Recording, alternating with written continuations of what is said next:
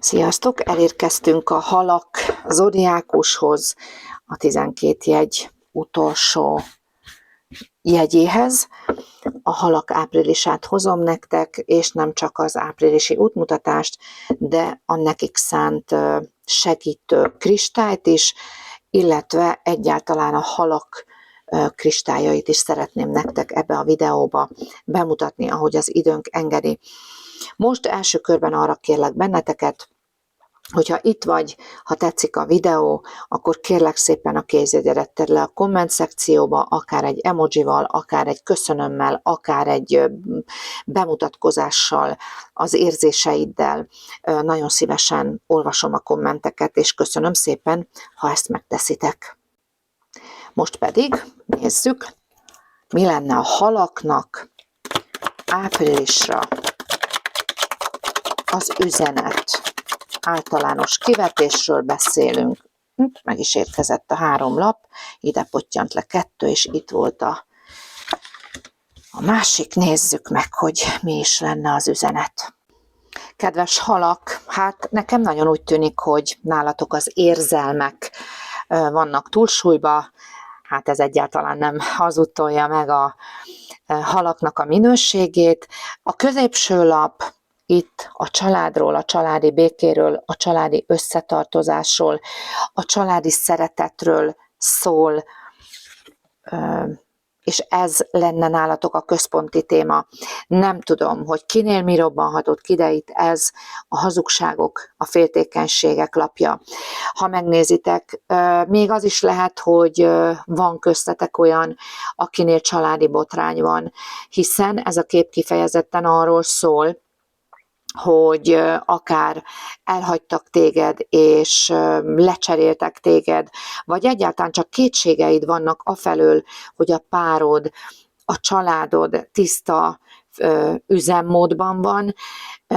Talán a megérzéseid vannak arra, hogy itt valaki harmadik bent lehet a ti játszótereteken, a házasságodban, vagy a párkapcsolatodban, mert hogy nem feltétlenül házasságról beszélünk, azért említem a családot, mert a 10-es, az kifejezetten a kelyhek 10-es, az kifejezetten a családi harmónia, a párkapcsolati harmónia, és hát itt látjátok, a kép magáért beszél. Szóval ez nekem most egy olyan, mintha így az április kezdetekor még benne lennétek egy olyan energiában, ami egyáltalán nem kedvező, egyáltalán nem kényelmes a számotokra, féltékenység, hazugság, ármánykodás, valami ilyesmit szimatoltok a levegőbe, és ti pedig nagyon szeretnétek, hogyha az a harmónia, amit magatoknak tudhattok, a családotoknak, a párkapcsolatotoknak, az megmaradna, azt meg tudnátok védeni. Ebben mindenféleképpen biztatólag tud hatni a harmadik lap, ez a bolondnak a lapja. Ha ti esetleg tehát ha úgy érzitek, hogy szétbomlóba van a párkapcsolat, vagy egyáltalán szétment a párkapcsolatotok, és jelenleg ez a helyzet, hogy mondjuk a párod téged elhagyott, új utakra elvezet, akkor most tulajdonképpen elképzelhető, hogy április hónap folyamán elértek egy újrakapcsolódást. Ugye a bolond lapja az az újrakezdés, viszont ebben a kártyapakliban, az évkeréktaróban a bolond lapját egy körön belül jelképezi a kártyakészítője, ez pedig a korlátokat tudja jelenteni, ami azt jelenti, hogy újra kezdődhet, kibékültök, beszéltek egymással, vagy látszólag rendeződik a párkapcsolatod, a családi helyzeted, a családi állapotod, de azért mondom, hogy látszólag, mert bizonyos keretek között, bizonyos korlátok között nem tud kristálytisztán, és nem tud mindenre kiterjedően rendeződni benned ez a helyzet és ez az állapot, mert te magad is. Tehát most értem ez alatt, azt teszem föl, hogy ha téged megcsaltak, vagy te egyáltalán a gyanú felmerült benned, vagy szétmentetek, és lett egy új kapcsolata az illetőnek, amit te iszonyat fájdalmakkal élsz meg, akkor ez újra rendeződhet, de te már nem tudsz úgy tekinteni a párodra, te már nem tudsz a bizalom teljes tisztaságával elindulni újra ebbe a kapcsolódásba. Szóval ennek az egésznek az a lényege, hogy nem veszítetted előtt, hogy nem mentek hosszú távra külön, sőt, igazából talán rendeződik is a helyzet, hiszen ha sorba megyünk, akkor azt mondom, hogy megtörténik a visszatérés, újra rendeződik a párkapcsolat, újra indul a kapcsolódás, de már egyáltalán nem tud abból a korlátból kiszakadva működni, ahogy mondjuk egy tiszta lappal induló párkapcsolat, egy teljesen új párkapcsolat erre képes lenne. Ami tehát a lényeg, hogy a halaknak, miért is ne, az érzelmekkel kapcsolatos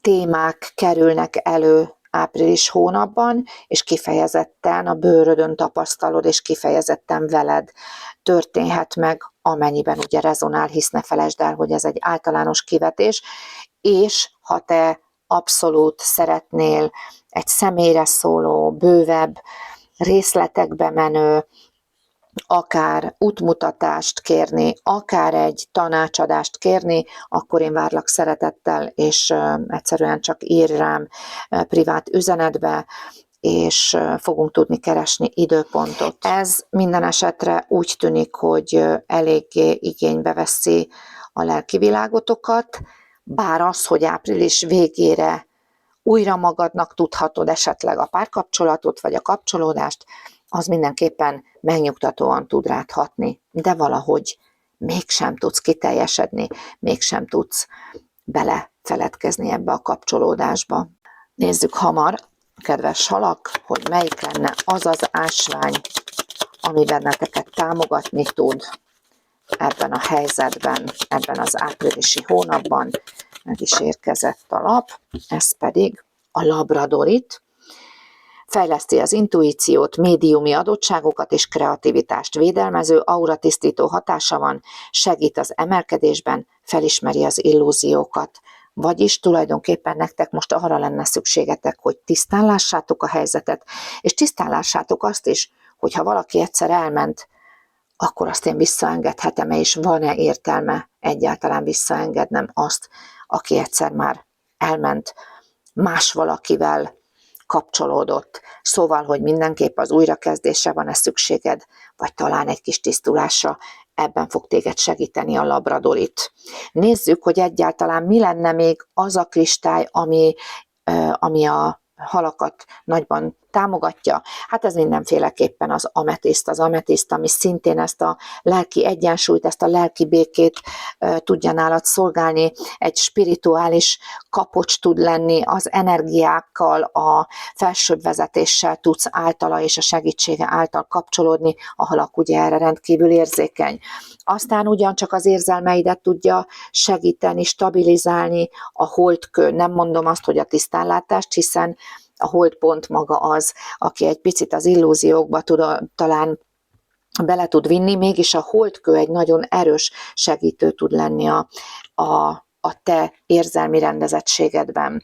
Aztán szintén a lápis lazuli, azért mondom szintén, mert ugye az nagyon sok, hát tulajdonképpen ezeket, amiket mutatok, nagyon sok csillagjegynek tud támogatólag hatni, a lápis lazuli, aki a gondolataidat rendezi, a kommunikációdat rendezi, ugye minden kék kristály a kommunikáció, a gondolkodás, illetve az érzelmek rendezője. Aztán a hegyi kristály, amit már nem kell nagyon bemutatnom, a legerősebb mesterkristály, minden kristálynak emeli a képességét, az akvamarin, illetve egy kis földelő, ami ez a hematit, egy kis földelő erővel, amire a halaknak igenis szükségük lenne, mert tulajdonképpen az egyik leginkább illúzióra hajlamos jegy maga a halak, aki az érzelmeibe annyira képes beleveszni, hogy tényleg nem feltétlen látja a dolgokat tisztán. Ebben tud neked minden földelő ásvány segíteni. Kedves halak, ez lett volna az áprilisi kivetésetek. Kívánok nektek csodálatos áprilist és kellemes húsvétot!